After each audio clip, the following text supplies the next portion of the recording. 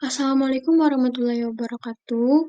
Sebelumnya, yang terhormat dosen pengampu mata kuliah PPKN dan teman-teman sekalian yang saya banggakan, perkenalkan kami dari kelompok 7 yang terdiri dari saya, Najwa Mutmainah, Salsabila Aida Tunisa, Faslawati Yusuf, Sakira Alwi, Rida Amila, dan Nur Aisyah. Kami akan mempresentasikan tentang Islam dan radikalisme di Indonesia. Yang pertama, pengertian radikalisme. Kata radikalisme secara etimologis berasal dari kata radik yang berarti akal. Radikalisme dengan demikian adalah paham atau gerakan yang menginginkan pembaharuan dengan mengembalikan diri mereka ke akar. Secara ekstrim, pandangan ini kerap disandingkan dengan gerakan fundamentalisme. Gerakan radikal biasanya dicapai dengan segala cara, mulai dari cara yang halus sampai cara yang keras sekalipun. Radik juga berarti pangkal, bagian bawah atau bisa juga menyeluruh, habis-habisan dan amat keras untuk menuntut perubahan. Menurut Kamus Besar Bahasa Indonesia, KBBI, radikalisme berarti paham atau aliran radikal dalam politik. Yang kedua, paham atau aliran yang menginginkan perubahan atau pembaharuan sosial dan politik dengan cara kekerasan atau drastis. Sikap ekstrim dalam aliran politik, setidaknya radikalisme bisa dibedakan ke dalam dua level, yaitu level pemikiran yang aksi atau tindakan. Pada level pemikiran, radikalisme masih berupa wacana, konsep, dan gagasan yang masih diperbincangkan, yang intinya mendukung penggunaan cara-cara kekerasan untuk mencapai tujuan. Adapun level aksi atau tindakan, radikalisme juga bisa berada pada ranah sosial, politik, dan agama. Pada ranah politik, paham ini tampak tercermin dari adanya tindakan pemaksaan pendapat dengan cara-cara yang introtekstual, bahkan berupa tindakan mobilisasi massa untuk kepentingan politik tertentu dan berujung pada konflik sosial. Dalam bidang keagamaan, fenomena radikalisme agama tercermin dari tindakan-tindakan destruktif, anarkis atas nama agama dari kelompok orang terhadap pemeluk agama lain atau eksternal, atau kelompok seagama internal yang berbeda dianggap sesat. Termasuk dalam tindakan radikalisme agama adalah aktivitas untuk memaksakan pendapat dan keinginan atau cita-cita keagamaan dengan jalan kekerasan. Radikalisme agama bisa terjangkit ke semua pemeluk agama, tidak terkecuali di kalangan pemeluk Islam. Selanjutnya adalah pengertian agama.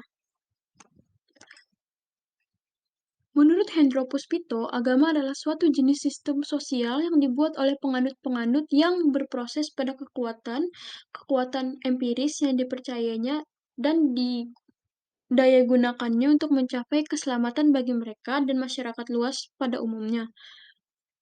Dalam kamus sosiologi, pengertian agama ada 3 macam, yaitu kepercayaan pada hal-hal yang spiritual, yang kedua, perangkat kepercayaan dan praktik spiritual yang dianggap sebagai tujuan tersendiri, dan 3, ideologi mengenai hal-hal yang bersifat supranatural.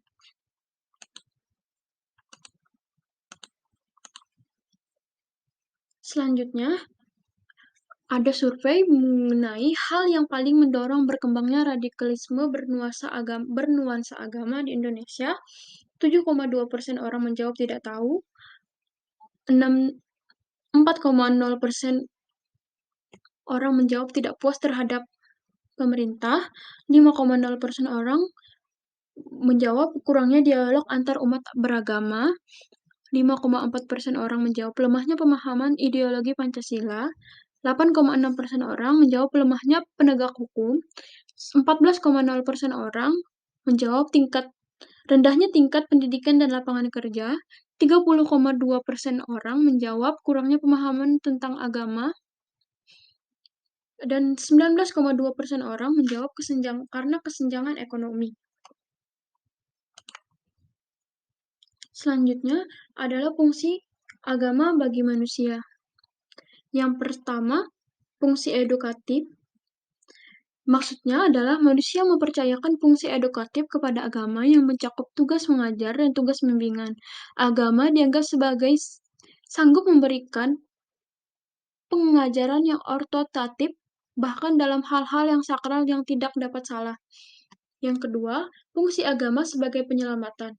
Agama memberikan jaminan dengan cara-cara yang khas untuk mencapai kebahagiaan yang terakhir, yang pencapaiannya mengatasi kemampuan secara mutlak. Karena kebahagiaan itu berasal dari luar batas kekuatan manusia atau breaking points. Yang ketiga, fungsi pengawasan sosial atau social control. Agama merasa ikut bertanggung jawab atas adanya norma-norma susila yang baik yang diberlakukan atas masyarakat manusia umumnya, maka agama menyeleksi kaidah-kaidah susila yang ada dan mengukuhkan yang baik sebagai kaidah yang baik yang baik dan menolak kaidah yang buruk untuk ditinggalkan sebagai larangan atau tabu. Agama juga memberikan sanksi yang harus dijatuhkan kepada orang yang melanggarnya dan mengadakan pengawasan ketat atas pelaksanaannya.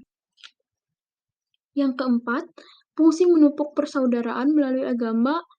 Perdamaian di bumi didambakan oleh setiap insan. Semua manusia mendambakan persaudaraan dan perdamaian, tidak perlu dibuktikan secara sosiologis maupun psikologis. Dunia tidak menginginkan perpecahan dan permusuhan, melainkan persatuan dan perdamaian. Yang kelima, fungsi transformatif. Agama mengubah bentuk kehidupan masyarakat lama dalam bentuk kehidupan baru. Transformasi juga berarti mengubah kesetiaan manusia adat kepada nilai-nilai yang kurang manusiawi dan membentuk kepribadian manusia yang ideal.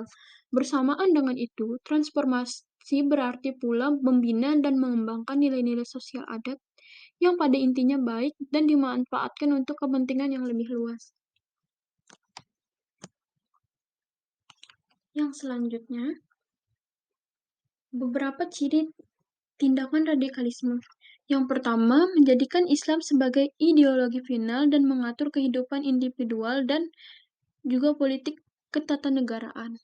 Yang kedua, nilai-nilai Islam yang dianut mengadopsi sumbernya di Timur Tengah secara apa adanya tanpa mempertimbangkan perkembangan sosial dan politik ketika Al-Quran dan hadis hadir di muka bumi ini dengan realita lokal kekinian. Yang ketiga, karena perhatian lebih terfokus pada teks Al-Quran dan hadis, maka fundifikasi ini sangat berhati-hati untuk menerima segala budaya non-asal Islam atau budaya Timur Tengah, termasuk berhati-hati menerima tradisi lokal karena khawatir mencampuri Islam dengan bidah. Yang keempat, menolak ideologi non-Timur Tengah, termasuk ideologi Barat seperti demokrasi, sekularisme, dan bilarisme. Sekali lagi, secara pengaturan yang ditetapkan harus merujuk pada Al-Quran dan hadis. Yang kelima, gerakan kelompok ini sering berseberangan dengan masyarakat luas, termasuk pemerintah. Oleh karena itu, kadang terjadi gesekan ideologis, bahkan fisik, dengan kelompok lain, termasuk pemerintah. Selanjutnya, ada cara untuk meminimalisir radikalisme bernuansa agama. Yang pertama, menonjolkan segi-segi persamaan dalam agama, tidak mendebatkan segi-segi perbedaan dalam agama. Yang kedua, melakukan kegiatan sosial yang melibatkan para pemeluk agama yang berbeda. Yang ketiga, mengubah orientasi pendidikan agama yang menekankan aspek sektoral fikih menjadi pendidikan agama yang berorientasi pada aspek universal rabaniyah. Yang keempat, meningkatkan pembinaan individu yang mengarah pada terbentuknya pribadi yang memiliki budi pekerti yang luhur dan akhlakul karimah. Yang kelima, menghindari sikap egoisme dalam beragama sehingga mengklaim dirinya yang paling benar. Sekian presentasi dari kelompok kami. Jika ada kesalahan, mohon maaf. Wassalamualaikum warahmatullahi wabarakatuh.